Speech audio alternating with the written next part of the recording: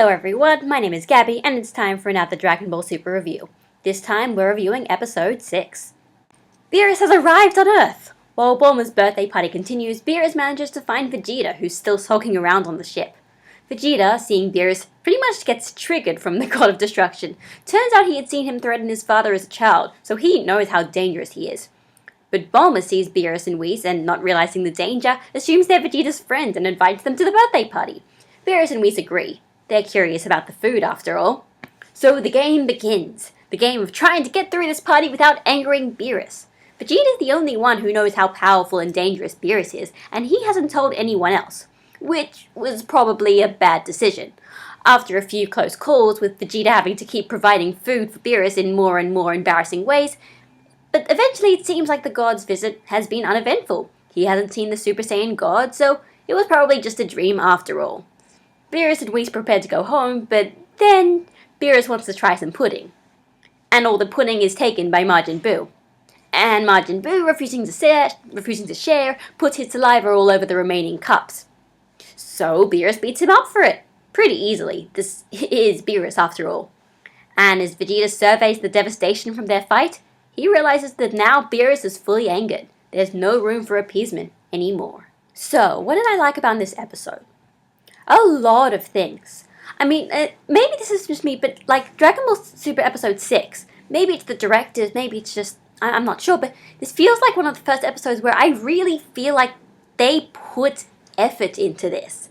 Like, it wasn't, like a lot of the scenes and the camera angles and the animation, it didn't feel like just painting by the numbers. It felt like they were legitimately had a story to tell.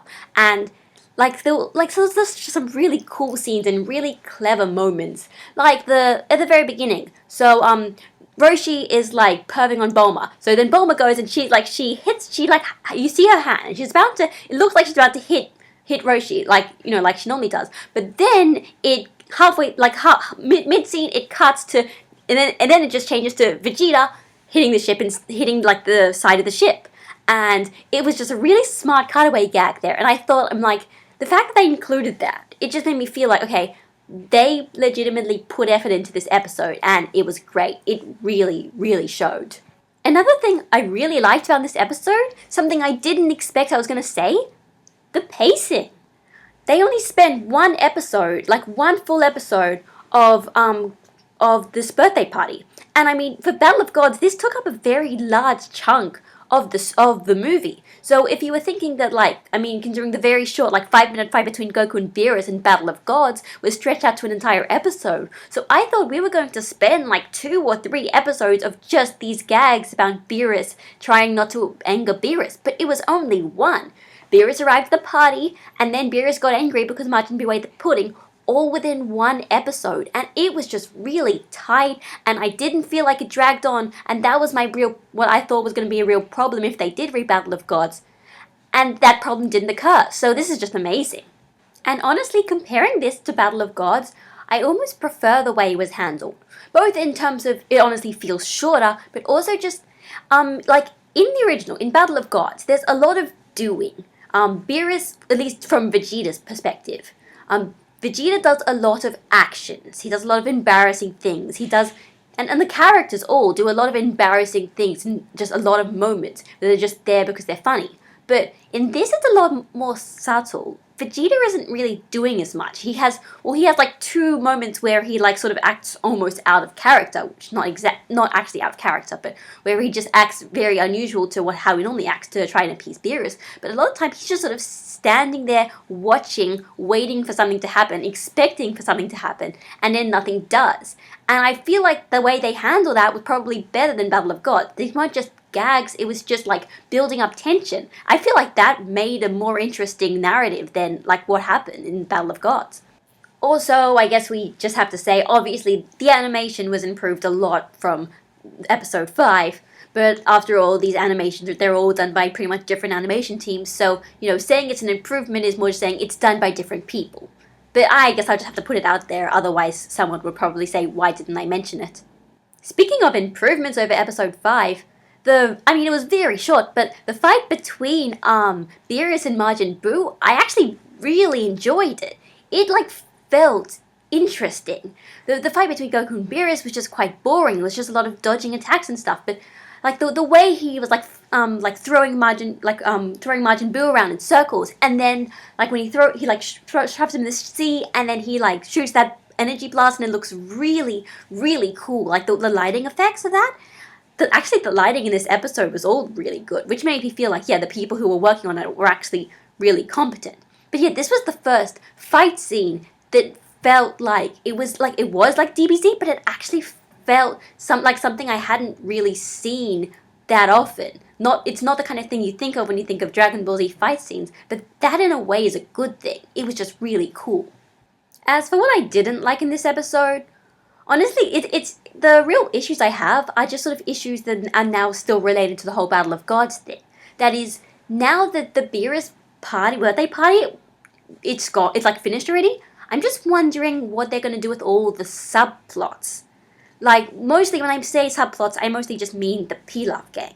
If you saw the episode, they're still trying to find the Dragon Balls. Pilaf thinks that he saw them on the Dragon Radar. Shu and Mai don't believe him, but they're following him anyway. So I'm just wondering, because like they were like, if you compare it to Battle of Gods, they were searching for the Dragon Balls already, and it's just like now I'm wondering what they're going to do, because after this, it's pretty much just fight scenes until the end. So I'm wondering, are the Pilaf gang going to actually get a resolution to this arc? Are they going to find the Dragon Balls? Because I mean, they did that whole scene with the Dragon Radar before, so it makes me feel like that's important, and they are important somehow. I mean, they didn't even make that many gags, so I'm actually quite curious to see what they're going to do. Also, I know it's Toei, but can we stop making Crillon the comic relief, please? I mean, you guys were just perpetuating the stereotype that Crillon is like the worst, like the weakest character, and he's a joke, and everyone should just like make fun of him, which is not true. Crillon is awesome. If you don't think he's awesome, you need to watch Dragon Ball Z all over again and just ignore like the filler and the movies and the abridged version. Also, just got to get it out there. I do miss I missed the bingo dance.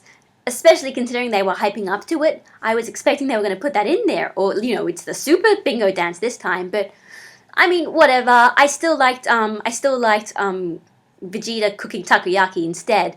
But, I mean, it was just a bit of a shame, because that is one of the most iconic scenes of Battle of Gods. But I guess, in a way, it's probably better this way, because it means they are doing their own thing. They're not just copying Battle of Gods' greatest hits. So anyway, next episode, it's really, really cool. I'm really excited. We're going to, because, I mean, if you're just looking at the preview, we've got Tenshinhan, Piccolo, number 18, Ultimate Gohan, Gotenks, and probably Vegeta. And there is a certain scene, which if you ever hear the words, my Bulma, you know what it is. And that scene is going to be in there. So that was Dragon Ball Super Episode 6. And it was great.